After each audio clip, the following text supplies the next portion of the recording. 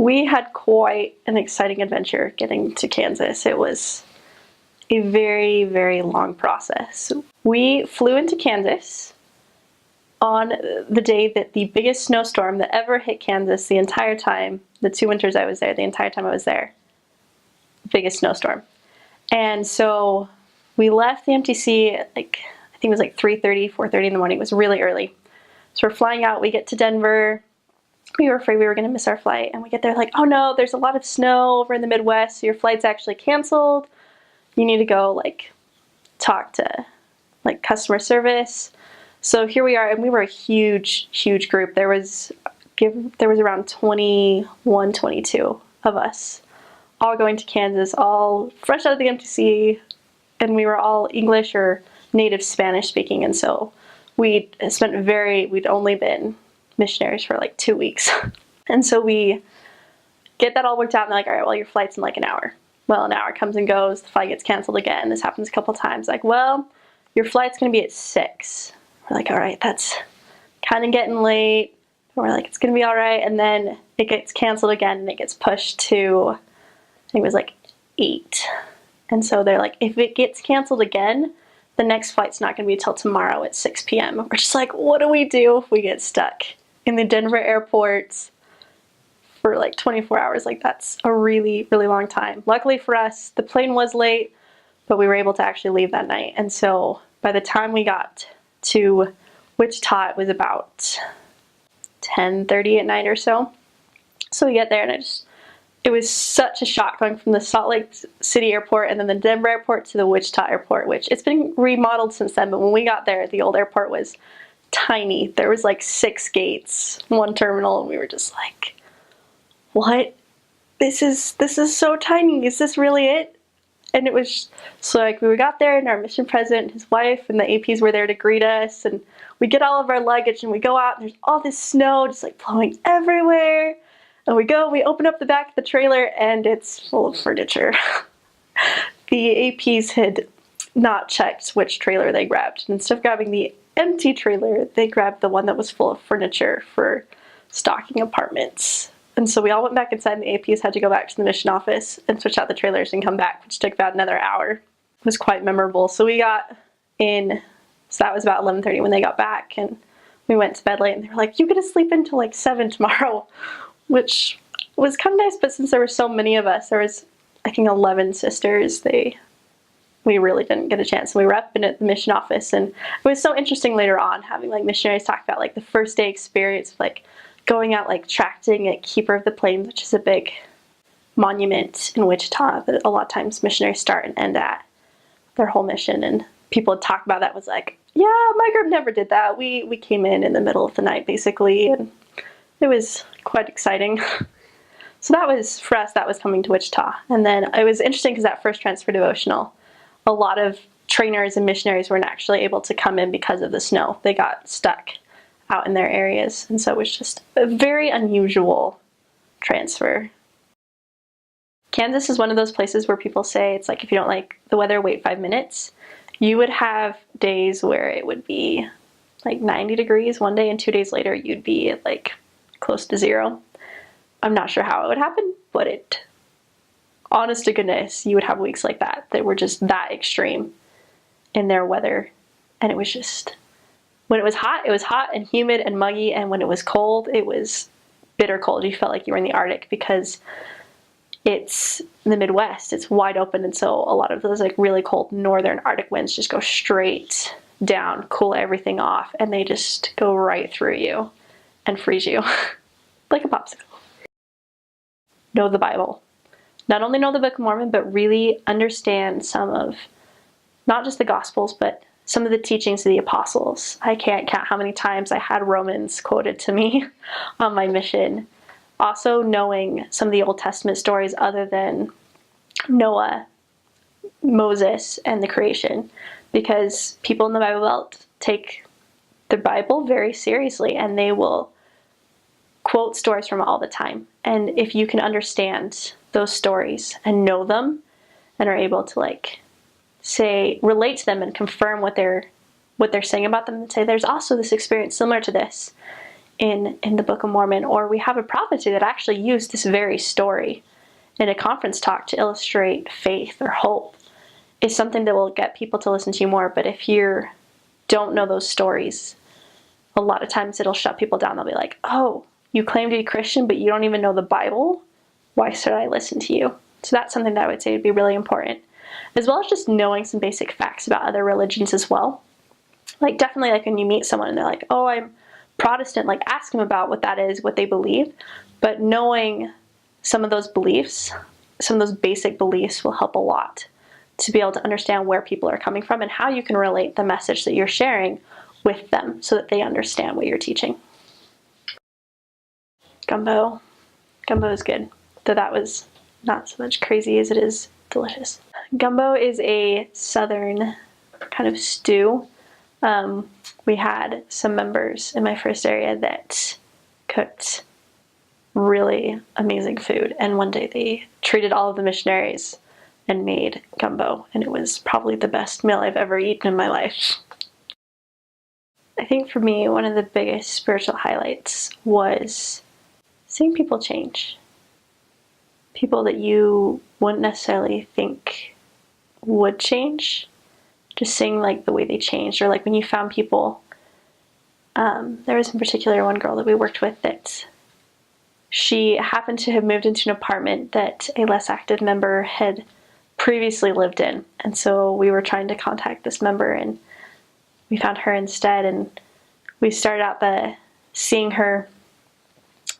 She was just kind of talking us through like a couple inches in the door, like she and her husband were just kind of like, who are you again? And she ended up talking to us for like an hour and a half on her doorstep, and by the end of it, the door was wide open and she was standing out on the doorstep with us, just chatting away, totally happy and like willing and so prepared. And it was just so neat to be able to see her progress and change and become so excited about what she was learning. They do say their A's really hard, and very nasally. So things like Kansas tend to be said through the nose, or like Katie were some big ones. That's the most noticeable thing that you tend to hear. They also have some funny things like a lot of people in Kansas think that ornery, which is defined as being kind of like crabby, grumpy, not very happy, they think that ornery is to be like happy and mischievous and joyful. And so there's multiple times where you'd be like, oh, they seem, you're talking about like a little kid, like, oh, they seem kind of ornery. They're like, no, they're not. And you're just like, are you sure you know what the word ornery means? So that was kind of special with its own definition there.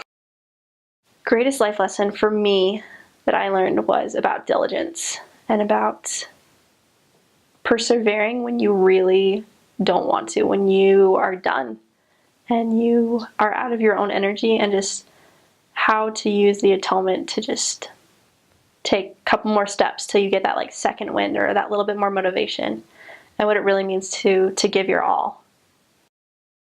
My ability to navigate when driving improved drastically, and being able to actually like understand like how maps work was really helpful, especially when you didn't always have a GPS. So that was a huge life skill. Also just the ability to like plan and use time effectively was something that I was really grateful for. And being able to like understand like what it like means to actually like prioritize your time. But I think the biggest thing that I really learned, especially from the Kansas Wichita Mission, and specifically President Bell, was how to set goals. Our mission really focused a lot on goals, individual goals, district goals, companionship goals, zone goals, mission goals. It was huge, and we were constantly like talking about our goals. What can we do to achieve them? So that was something that really has benefited me, and I know will continue to benefit me. I think something for me that was really difficult was working with members that didn't really care about missionary work, especially when it wasn't just like one family, but like a large part of the ward. That was really, really challenging to have this like fire and this desire and want to share it, and to have people who should be excited, not excited. And so really having to learn that we all kind of have to come to our own conversion of not only the gospel, but also of sharing the gospel in our own way. and how that ultimately Christ is at the helm of his work and that he can achieve anything in any area as long as you're willing to trust him. And you can't point fingers at others. You can't point fingers even at your companion or even yourself sometimes. You have to just really trust that God knows exactly what's going on, what you're doing, who is where, and that he really is bringing things together to be able to have miracles happen. I would say the biggest thing is keeping up on your goals that you've set. Those things that you wrote down of like a couple weeks from when I get home, 6 months, a year, 5 years. Keeping those somewhere where you actually like look over them and reflect on them, and also like modifying them as you need to, because when you get home, things are going to be different and they're not exactly how you pictured them to be. So being willing to still like counsel with God, but not forgetting those goals and still setting goals, I think is a huge thing that's really important. And also pursuing relationships with people, you know, pursuing dating, being friends with guys, being friends with girls, and also like maintaining those friendships that you found on your mission. Don't just say, oh, well, my mission's over, and like cutting it out and putting in like your past. So like actively still being a part of those people's lives, because for many of them, you're someone that they'll never forget. And so you still have an ability to influence their life for good, and to not forget that. So the Kansas Wichita Mission it's massive. It's almost the entire state of Kansas. It's basically the state of Kansas slid slightly to the left and slightly down. So it has a little bit of the eastern edge of the state of Colorado, Panhandle of Oklahoma, but it doesn't have the very eastern edge of the state of Kansas. So we don't have any of the Kansas City area. There's 5 stakes in Kansas, which, considering how big the area is not a lot, especially because about a third of the state is one stake, the Garden City stake, and it's all of out west. And it's, depending on where you're at, you could have wards or branches. The cities tend to have more wards, but when you get outside of the bigger cities being like Manhattan, Salina, Topeka, and like Wichita are kind of the biggest ones. Once you get outside of those, you get a lot more branches. There is not a temple in Kansas, and so that made it kind of interesting for how, if we did get a chance to go to the temple, they did a temple rotation, and so they would take one stake every quarter, so every other transfer. And so if you happen to be serving in that stake when it was their turn to go to the temple, then you got to go to the temple. So there were some missionaries that got to go 3 or 4 times on their mission, and then there are some missionaries that didn't go a single time. And so depending on where you were, if you were on the east side, so in like the Salina or Topeka areas or Manhattan, you would go to the Kansas City temple. But if you were out west or in Wichita, you would go down to the Oklahoma City temple, which was kind of neat to be able to spend that much time kind of like pondering on your way to the temple and be able to spend the day there. But it definitely was hard not being able to go very frequently. There isn't a whole lot of church history in Kansas itself. Most of it is in Missouri. Something that was interesting is that many of the original buildings on Fort Riley, which is an army post about 2 hours north of Wichita, most of the original buildings were actually built by Mormon pioneers. There was a cholera epidemic, and so they ended up detouring off the trail. And so they were contracted to help build the buildings, and a lot of other people, when the cholera spread into that area, a lot of the other workers like quit. They were like, oh, we're not going to finish this. We want to get out before we get sick. But the Mormon pioneers were like, no, we agreed that we were going to help build these buildings, and so we're going to stay and we're going to finish it. And so there's actually a plaque dedicated to them in like memory of what they did to help build the fort. So that's really the only notable thing about Mormon history that I really came across on my mission. So there predominantly is Spanish and there is English in the Kansas Wichita Mission, and a lot of the missionaries that are called are probably about half are Spanish speaking to our mission. Especially when you go out west, there is a lot of Spanish speakers out there, which is really cool. And part of the reason why, if you're English speaking, especially as a sister, you have a very slim likelihood of going out west, unless that's where you're supposed to go. For a lot of English sisters, we didn't go out west very often because there aren't a lot of purely English boards out there. And so it's very like bilingual in Kansas, which I know a lot of my friends that did get called Spanish, they were kind of like, what? Who speaks Spanish in Kansas? And a lot of people do. It's really, really interesting. There was a lot of times that if you're English speaking, like, if only we spoke Spanish right now, this would be so helpful. Especially when you get into pockets of heavily like Latin American or Hispanic cultures. Sometimes you'd knock on the door and they're like, no English. And you're just like, I'm pretty sure you speak English, but I will smile and try to pantomime and mimic Spanish as much as possible. So it was pretty cool though. It's pretty standard, I guess, as far as traditional American cuisine goes. You do, if you are serving Spanish speaking or you have members in your ward that have like different cultural backgrounds, a lot of times you'll get some different diverse foods. There are some stories that I've heard of some not very edible food being served, like roadkill. So fun things like that happen. For the most part, it's fairly standard American food, though there is not a lot of greens involved. Most people, even members, don't cook a whole lot with vegetables. And so it was very interesting. A lot of people were like, oh, what do you want for dinner? We're like, salad. And they're like, I think the elders would disagree with you. We're like, we don't care. We want salad.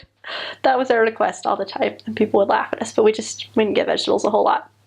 So that would be like my recommendation for anyone, is to make sure that you're eating as many vegetables as you can for lunch, because you're probably not going to get a whole lot at dinner. One of the biggest ones is Brahms. It's out of Oklahoma, and it's really good. It's fast food burgers and ice cream, but it's pretty good quality.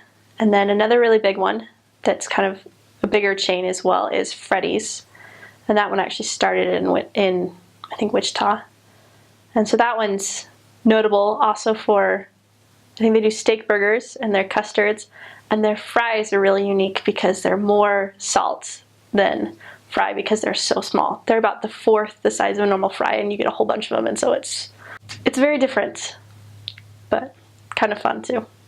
One of the things that was really cool was there was quite a few hole-in-the-wall little like southern restaurants that we'd find that were the size of like a small house, that were total just no like sit-in, no dine-in, you just went and picked up your food. But some of those were the best places. There is a lot of Vietnamese and like Thai, Asian foods in Wichita, especially kind of more in the southeast area. There's a lot of Vietnamese. It's quite surprising, actually.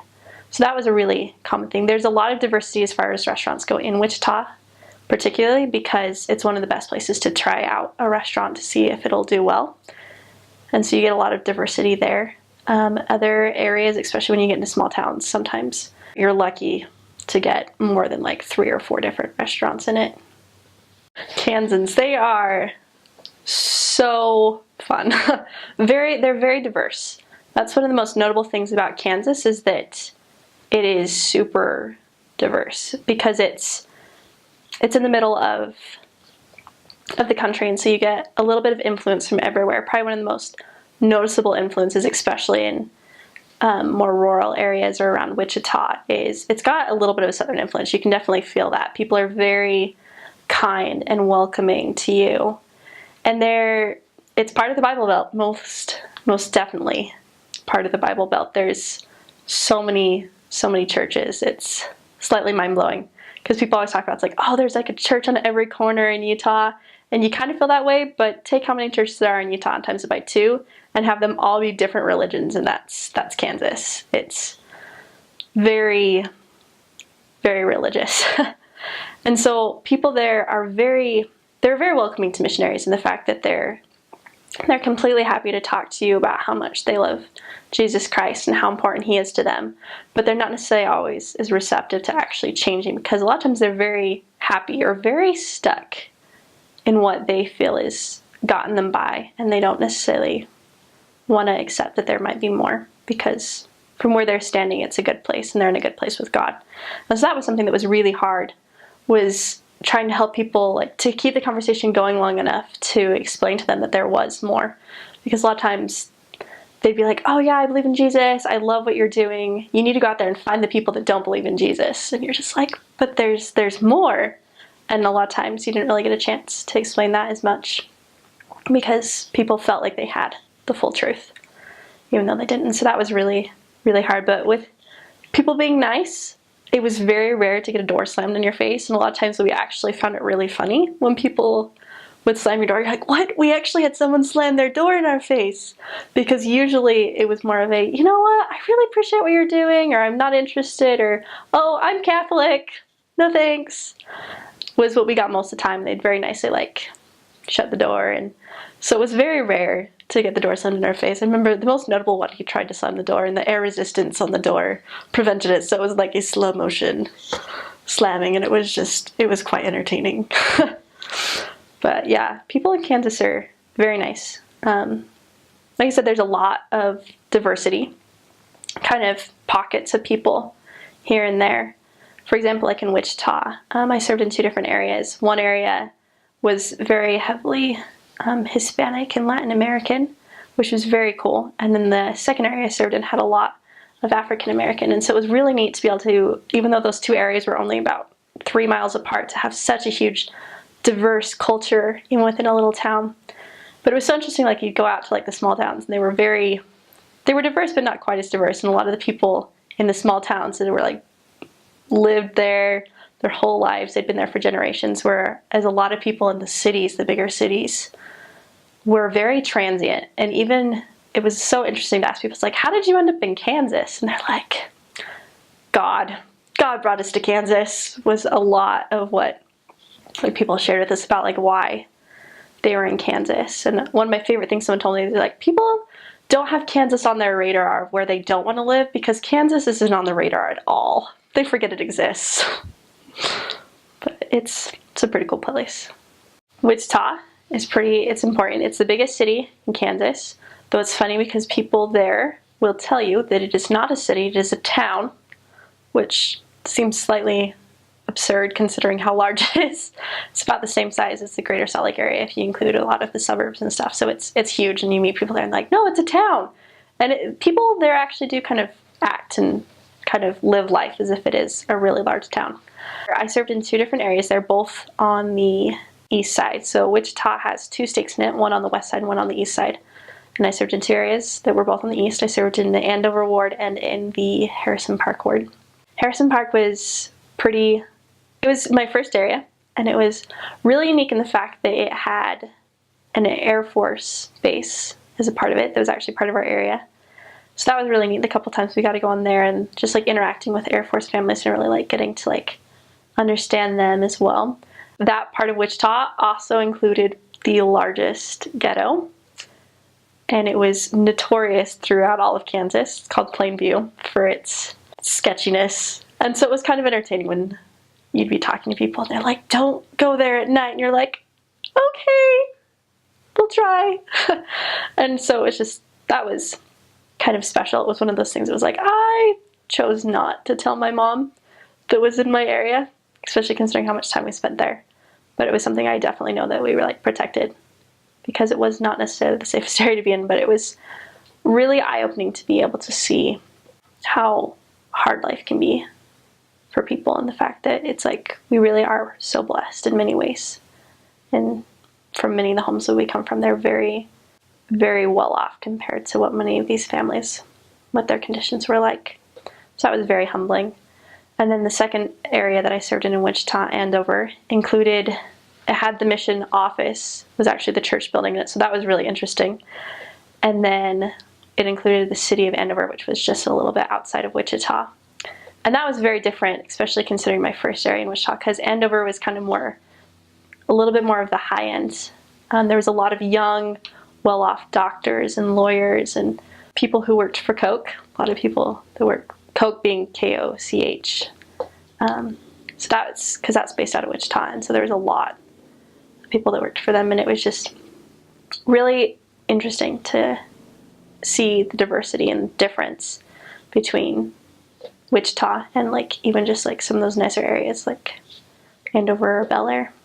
A lot of the areas have cars, or at least part-time cars, and Wichita is no exception to that. We did use bikes to some extent, just depending on how much you use your car, how spread out your area was, things like that. We did not use the public transportation system because it is not very good in Wichita, and so it was very unproductive because mostly if you wanted to go anywhere, you had to go like into the center of Wichita and then back out to wherever you wanted to go, and so it didn't work very well to use it as missionaries because usually that would involve going through like 3 other people's areas if you were to go from one stop to another. Topeka is Topeka. It's kind of special. It definitely has the most slightly crazy people in it that I ever met. A lot of people there feel like they're isolated from the rest of Kansas. People in Topeka tend to actually care about like state politics because it's the capital, and they'll go off about such and such that the governor did or some new law, and you won't hear about that anywhere else in Kansas but in Topeka because everyone else is just like, small towns, farms, it doesn't like affect them as much, but like in Topeka they were like politics, and so that was like really interesting. Topeka was a little bit more of a refining fire for me. It was very challenging. I struggled the most there. There was just things about like the work and just personal trials that I was going through that was very refining for me, in the fact that I came to really know the Savior, and I came to really understand how much He lifts us and can strengthen us if we really ask. There were countless days that the only reason we were able to even get out of the apartment was because we used the atonement through prayer to just help us get just outside the door, just down the street. And so that was really important for me to learn. Our area was also kind of special. We didn't actually live in our area because the ward that we covered, Lake Shawnee, was kind of more the outer like edge. It was like the eastern edge of Wichita, so it included like a nicer suburb to come see, as well as one of the larger ghettos, which was really fun, Oakland, and then Montera, which is very interesting. It used to be military housing, and then it got turned into like lower income housing. And so there was like these like 3 like isolated areas, all of which were about between 3 to 5 miles from our apartment, which was not in our area. And so we did a lot of driving, and we had to be really good at planning where we were going, because if you decided to spend the day in Montera, you didn't really have the miles to go up to Oakland and then back to Montera. So that was definitely a unique feature about being in Topeka. Though it was very cool being able to be near like the capital and be able to kind of see, like, it was a very pretty city. More influence too as far as like Kansas City, because people went to Kansas City a lot more, which was really neat to be able to have the experience of being able to like share more about the temple, because people actually were more likely to know what you were talking about. It's like, oh yeah, we saw that when we drove to Kansas City a couple weeks ago and things like that. So that was really neat. I know that Topeka is smaller than Wichita. It's at least half the size, but it's still a considerable size city, I guess, for the Midwest, but it's definitely on the smaller side. Something that was memorable was there was a day that my companion was very, very determined that we were going to hit our goal for talking to people, and we were in Oakland, and it was late at night. It was January, February, so it was about like 9 at night, so it had been dark for hours, and our appointment had fallen through. She's like, all right, well, we're just going to start talking to people. We're just going to go knocking on doors. And I'm like, sister, we're in Oakland. This is not a place that we can just go walk around. She's like, we're going to see a miracle. We're going to start knocking on some doors. And I remember just like following after her, like looking at the ground, thinking, I'm going to die. I'm going to get shot. I'm going to trip and fall on these sidewalks. They're not straight. We're going to die. But it ended up turning out just fine. We found a new investigator. We also ran into some less actives that we hadn't seen in a while and stuff, but it was just a slightly terrifying moment, probably one of the scariest moments of my mission, actually, because I was very positive that I was not going to make it home that night, just because it was slightly crazy. So Junction City, or people like to JC, or Junk City is what commonly we refer to, is sister missionaries. We actually covered a ward that was there and a branch. And it's really weird because the branch is basically a donut hole, is the best way to describe it, in the ward boundary. It's the bulk of the actual city of Junction City, a little bit of Fort Riley, and then the ward boundaries are much spread out and much bigger. And the reason for that is because of how highly militarized this city is. It's connected to a very dependent on Fort Riley. And so most of, probably about 75-80% of the members in the ward and in the branch are either active duty or retired military.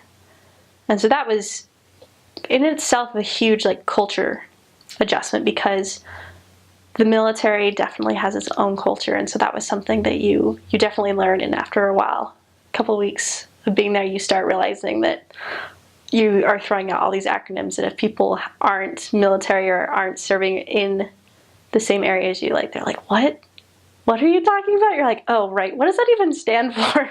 Because you just get so used to using military acronyms and military time as well, which was kind of cool.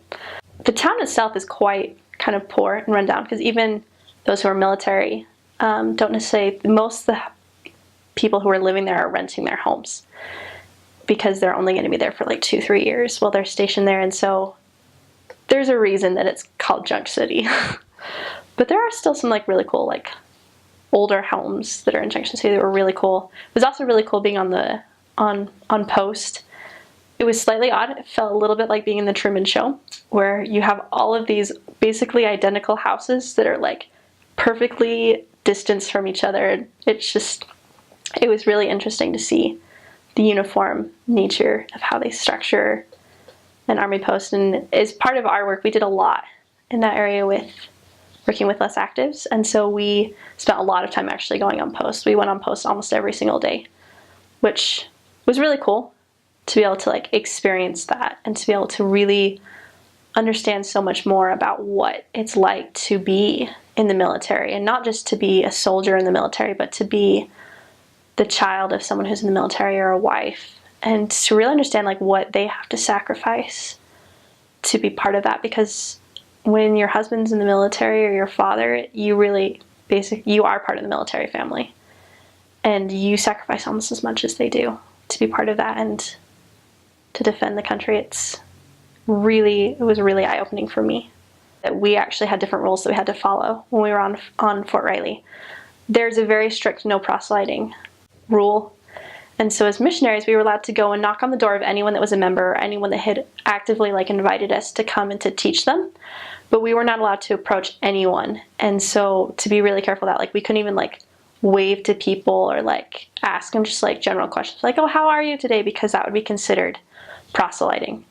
And if we were caught proselyting, we could be kicked off the post, and and all missionary activity could be banned from being able to happen on Fort Riley. And so that was really hard to adjust to, because you're used to, it's like talk to everyone, and it required a lot more patience because you had to be much more actively engaging the members in the work. I mean, like, talk to your neighbors, because if they invited us to dinner or like over for some reason and they had friends that were there that were not members, we could approach them if it was in their home. But outside, we could not. And so we were very much forced to depend on working with members, which was really cool too, because it was so neat to be able to get to see them be involved and see how they responded to missionary work. And a lot of those members, because they move so quickly, they were very missionary minded, because they don't have this like, oh, I have forever to like approach this neighbor to become friends with them. They know that they only have a couple of years or less. And so they're a lot more willing to really step in there and like help us out. It was very interesting to see how like military families worked, because when the dad was there, like it was kind of normal, like, you know, normal-ish hours depending on what their job was in the army. But when they were deployed, it was so interesting, where you had these families that were basically functioning as single parent families. And it was something that I really saw. It really like made or broke someone's testimony, because if they were strong in their faith, then they would turn to other members of the ward to help support them and to help support their family when their husband or their wife is deployed.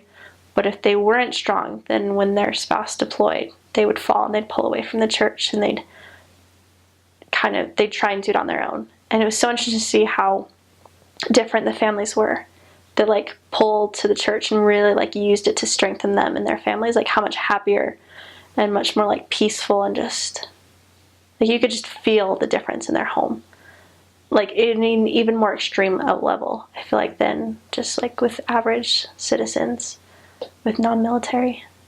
So that was like really, really interesting to see. I think for me, one of the most special things that happened was just the amount of miracles we saw in Junction City. And I were like praying, my parents was like, hey, we gotta go out, we just gotta start walking and just talk to everyone. I was like, okay, I'm just gonna trust that you're right about this. And so we went out, and it was like mind-blowing. We had a goal to talk to, it was like 20 people and like 10 people we'd never met before. And so it's like we started walking. We just like had these like crazy things where like we ran into a girl, we like said hi and passed her. She didn't like say anything, and they get about 10 feet past us, and she spins around and goes, wait, are you Mormon? And we're like, yes. It turns out she'd actually been baptized a couple months before in Arizona, had just moved to Junction City. So that was really cool. And then towards the end, it's like getting dark, and we were like, we only need 3 more people to meet our goal. We're like, maybe we'll like knock on a door and find a family of 3. And so we're like, okay, which door? We're like, well, that door has its front porch light on, so it'll be really safe, it'll be good. So we knock on it, the door opens, and it's like, these people look really familiar. I'm like, oh, hello sisters, come in. And then it dawns on us that they're family that actually lives back door to some members in our ward, and they'd actually invited them to come to church, and they'd come about a month earlier, and they'd kind of liked it, but they weren't really all that interested. And it was so interesting just to be like, the last house that we knocked on, we needed to talk to 3 more people, and they let us in. And everything for them, it's like they really at that point like started to really listen to us. And it was like that next week they came to general conference, and within a month they ended up getting baptized as a family. And it was just so cool to see how the faith of my companion in that moment of, if we just go out and just start walking, God's going to put people in our path, led to so many different miracles that evening. Something that was really memorable for me in Wichita was about a couple months before the end of my mission, we got in a car accident. So that was exciting. We were passengers in a member's car, and at the time of the accident, she was kind of like mad. She's like, why? It's like God protects his missionaries. Like the member was, she's like, she had the least amount of damage done to her. My companion had some really bad bruises on the back of her legs, and I managed to get a really bad whiplash and a bad concussion from the accident. But for the most part, like we were still like functioning, like we were doing all right. And she was just like, why doesn't God protect his missionaries more? Like she was just kind of frustrated. And so then about 2 days later, she and her husband went and looked at their car. And it was an older car that they'd had to do a lot of work on to repair. And as they were looking at it, they were just kind of in awe of the fact that things turned out as well as they did. Things were like the gas tank had been like split open like a watermelon, and there was gas like all over, and none of it had ignited, which was miraculous. There was things where the back tail light, because we were in a geo tracker, which has absolutely no back seat or no trunk space. Like I was in the back seat, and I was only about 4 inches or so from the outside of the car. Like I'd actually like rebounded from hitting my companion seat in front of me, and had hit the back brake light and completely bent it down. And the fact that I didn't have more like brain damage than I did, other than just like a really bad goose egg and a concussion that took a couple weeks to go away, it's like that in itself is like huge. And there were just like so many like little things, like the fact that the very first people, like the witnesses of the accident, were actually a retired firefighter paramedic, and his wife was a nurse. And so they were able to like know the proper procedure of like keeping us like calm and like how to like brace our necks until the paramedics were actually able to arrive. And just like things like that were just, there were so many things around the whole day. They were just total little miracles of the fact that we were being watched over. And even just the fact that we were able to heal as much as we did was so miraculous. So that was huge. That was a huge lesson for me, learned firsthand, of the fact that there really are like angels watching out for us as missionaries and protecting us. So my advice to sisters serving the Kansas Wichita Mission, first is take lots and lots of layers, especially like fleece lined tights and leggings. They will be your best friend. Another thing that's really important, I would say, is when you're prepping to go on your mission, don't spend a lot of money on really cute skirts that are really nice. Go thrift store shopping. You may be like, oh, but that's not as fun. It will be the best thing, because in our mission, we swapped clothes a lot. And just the general nature of missionary work is, even if you have some really cute, nice skirts, you tend to not want to wear them because you're sitting in places that are not always all that clean. You might be sitting outside. Plus, basically everyone in Kansas has at least a pet, usually like 3 or 4 dogs or cats. And so your clothing tends to get very pet smelly. And so not having super nice clothes is good. Another thing too is to know that you will gain weight when you go to Kansas. Most sister missionaries that I served with gain between 20 and 30 pounds. Most of that you pick up in the first 3 months or so. And so of the skirts you take out, probably at least a third of them will not fit you by the end of your training period, just because you gain weight, they start riding up higher, and then they become too short. And so that, all the more reason to not spend a lot of money on really nice clothes, because you probably won't be able to wear them your whole mission. And so it's better to like find a lot of cute things that are a little bit more durable, but also you're not necessarily going to be quite as attached to. So that's a huge advice that I would give as a tip. Something else being that when you're looking for like shirts, especially, to find shirts that are modest but can be worn without an undershirt, because it gets really hot and really humid in Kansas during the summer, and you don't want to be wearing an extra shirt that you don't have to. It's too hot and it gets too muggy and it's not fun. So that's definitely some huge advice that I would give. So this is to those of you who've just received your call to the Kansas Wichita Mission. You are going to the greatest mission ever. It is the heartland of America, and it is the heartland for a reason. It's incredible, and it's going to be one of the best experiences you ever do. When I first went to Kansas, I was not super excited about it. I kind of questioned a lot, like, why Kansas? Why am I in Kansas? Like, it just seemed so strange that I was being sent to this kind of podunk little city that I just was having such a hard time connecting with people. And then really like changing and realizing that I was meant to be in Kansas, and that my mission wasn't just something that I needed to go through, but that it needed to really go through me, and to see the difference in myself about how I felt about being a missionary from the beginning to the end was so different. When I started, I was being obedient to the prompting I'd received to go on a mission, and that's why I was there, and that was basically my whole motivation. And by the end of my time in Kansas, I can say with all my heart that my mission means everything to me. There is not a day that goes by that I don't think about my mission and everything that it did to shape me and to change me, and how I could have done things better or differently, and how I'm going to use that knowledge now to change the future. Because our missions aren't meant to be a period of our life where we just step out of our normal flow, do what we need to do, and then return to life. It's meant to change us forever. And Kansas can change you. It really can. I've seen so many people, and missionaries especially, changed because they were willing to accept that this is where God needed them to be, and to really listen. There's things that are really hard in Kansas. There may be times that you don't feel like you're connecting very well with the members, that the work is really hard, or that you don't feel like you're receiving a lot of attention or necessarily like love from your mission president and his wife. But know that God is aware of you, and that your mission president and his wife love you very much, and that all of your mission leaders are very aware of you and pray for you. Many of them take the time to pray for you by name every night because of how much they care about you.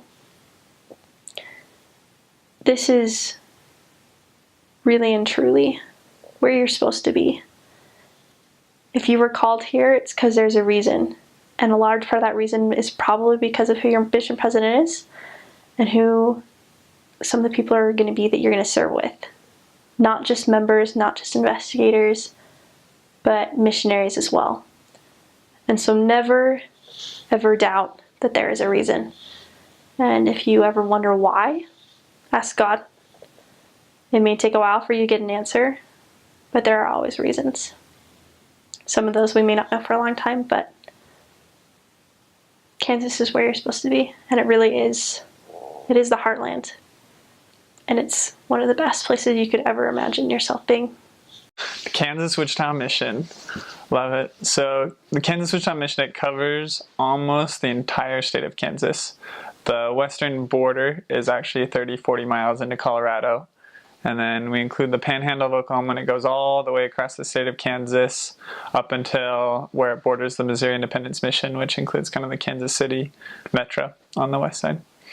And so with the Kansas Wichita Mission, you've got your biggest city, mission headquarters. Biggest city in Kansas is Wichita itself, kind of mid-Kansas, more on the southern side. You've got 3 main universities in the Kansas Wichita Mission. You've got the Wichita State University down in Wichita, KSU, Kansas State up in Manhattan, and then KU, Kansas University, over in Lawrence, kind of the Topeka area. The whole mission covers 5 states and lots of driving, lots of small towns. Really love it. The people are super nice and wonderful. That it's great to see so many people involved and active in their faith, whatever it may be. And they're really supportive most of the time, even if they're not interested. They're just happy to see young people out spreading their faith in Christ. But it's really a farming culture when you're out in the small towns, and so it's neat to see all the farmlands during harvest, just wide open spaces. You can drive and just see for miles and miles, and it's incredible. So one of my favorite parts about the Kansas Wichita Mission and serving out in Kansas is all the small towns. Everything's really spread out. There's a couple main cities, but most of it's spread out, small towns. Everyone knows each other and is pretty welcoming.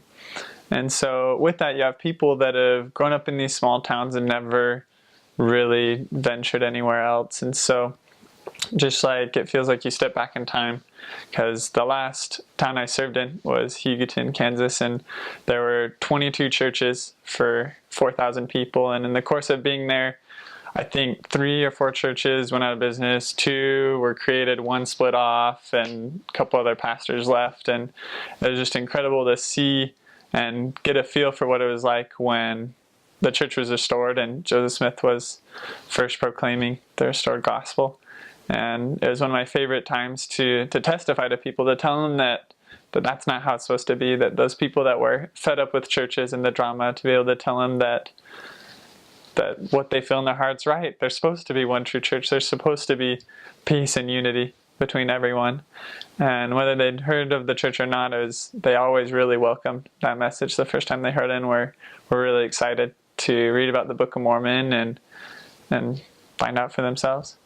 And that with that, there's even times that we'd run into pastors in small towns that had grown up and just really had a love for Christ, but hadn't moved anywhere else. And we didn't get to teach them, but they happily accepted a copy of the Book of Mormon. And it was nice to just have much more of a true brotherly, sisterly Christian feel among all the different faiths, and meeting them even no matter where they stood.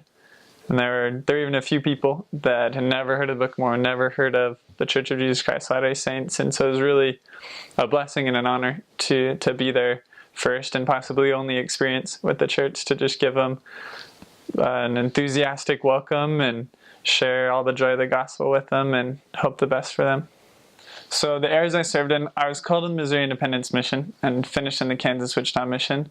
But it was unique because I served in the state of Kansas the whole time. And just 5 years ago, it would have been over, or kind of a mix of now, it's over 3 old mission boundaries. And so I started in Kansas City, Kansas, and then went up to Leavenworth. And so those are both now in the Missouri Independence Mission. They're not included in the Kansas Wichita Mission because they're right on the border of Kansas and Missouri. and so that's still in the MIM. And then I went out to Great Bend, Kansas, which is kind of in the middle, a bunch of small towns, and so that's right in the middle of the Kansas Wichita Mission. Transferred down to Wichita, which obviously is also in the Kansas Wichita Mission. And then at the very end, I transferred down to Hugoton, which is the southwest corner, kind of the bottom 2.5 counties, and the corner of Kansas. And so that one's also currently the Kansas Wichita Mission, but back in the day when it was in the Colorado Springs Mission. And so to make the Kansas Wichita Mission, they took one large stake from the Colorado Springs Mission and then 4 stakes from the Missouri Independence Mission and put them together. Kansas weather. The question everyone asks, are there going to be tornadoes in the mission? Yes, there are. We experienced several tornadoes while I was out. One big storm that ripped through and had a bunch of tornadoes go through Wichita in the middle of Kansas. I was serving more in eastern Kansas at the time, so we had a really bad thunderstorm doing that, but it didn't hit us. The closest I ever got to one it was a Sunday, and at the time we were covering a family ward and a singles ward, and so we went to church in the morning, went to the singles ward, and we had just gotten out. And in Kansas, if there's a tornado, there's different levels of tornado sirens and things that go off, just different levels of meaning, okay, tornado warning, like you don't have to do anything, but just heads up, tornado conditions or current one could pop up at any moment. And then the actual tornado sirens of you need to get below ground, there should be one coming. And so right as we got out of church, the sirens went off telling us to go home. And so the other wards they canceled and went home early, and for us we were headed home anyway, so went home and called all the other missionaries, made sure they were in their tornado shelters, whether it's a basement or an actual shelter. And so for us, we were living with members, so we just went to the basement and just waited it out. So I remember reading the Book of Mormon and looking out and hearing the wind and the rain, and tornado touched down a few miles from where we were, only close to one companionship, and it kind of skirted around the edge of Wichita and went across, and no one got hurt, no major damage, but definitely one of those to be aware of. And a few hours later we were out and about again, out eating dinner. And so definitely you have beautiful, gorgeous storms. It's amazing watching the lightning, and being so flat you can see storms from really far away, or if you're in a storm you can see pockets of sunlight a good 10-15 miles away. And so it provides just a really different natural beauty to Kansas. It's true, it does blow wind all the time in Kansas. I remember I came home from a mission, and 2 days after being home I was wondering why my face felt so weird, and then I realized it because there wasn't any wind blowing on it. And so prepare for the wind. It's great and love it. Also tied into the classic big questions, okay, tornadoes, and Wizard of Oz is the other one. So Western Kansas is really proud of the Wizard of Oz. They embrace it, love it. If you're ever in Southwest Kansas, liberal Kansas, it's the home of Dorothy and of the Wizard of Oz. You can go to the Yellow Brick Road, you can go to the museum, take lots of pictures. And Eastern Kansas, though, they're just sick of it. They're tired of Wizard of Oz jokes, but it's fun to see in the West. It's true, there really are sunflower fields. When I saw the Wizard of Oz, I was like, no, there's never going to be that many sunflowers. But truly, every week we'd drive from one small town to another for a district meeting, and you'd pass and you'd just see miles of sunflowers. It was incredible. One of my precious memories from the mission was of a good friend named Philip. And so I was serving in Wichita at the time with Elder Allen, fantastic missionary, who taught me a lot, and we were really trying to work with the members. We were working in a young single adult ward, and it was all spread out over the western half of Wichita. And so the only way to get work done in the ward was to work with the members. And it was great to just really get involved with the ward and help them out, love them, and just become one with them. And so when Elder Allen came in, we prayed that we'd be able to find someone and baptize them, that transfer. And the wonderful brother we were blessed with is named Philip. And Philip, you'd have to meet him. He's hilarious. He has a lot of different disabilities, but both physical and speech impairments, but is such a pure, amazing, innocent soul. And we didn't think that he'd be the one. But in teaching him and seeing him, there's times when we thought just it was all going over his head and he had no clue and looking around, but then he'd just make the most sharp, insightful, on-topic comments, whether in our lessons or at church. And it just blow us away that he was so engaged and really grasped it. He just wanted to change his life. And the singles ward at the time, it was a little smaller, and we were really trying to get them excited about missionary work. And at the time we didn't know it, but looking back, Philip was exactly what the ward needed. He unified us, he unified the ward. He gave everyone an opportunity to teach and learn how to be missionaries. There are times we'd teach them outside the church and we'd have 10 different people from the singles ward, and we'd assign them all different parts of the lesson. And it was amazing to just see not only Philip grow and learn from so much support and testimonies, but also all the members, to see them gain confidence to become happier, more involved, more sure of themselves, that we knew that they had it in them and we knew how strong their testimony was, but to see them really live and learn through experience the joys of missionary work.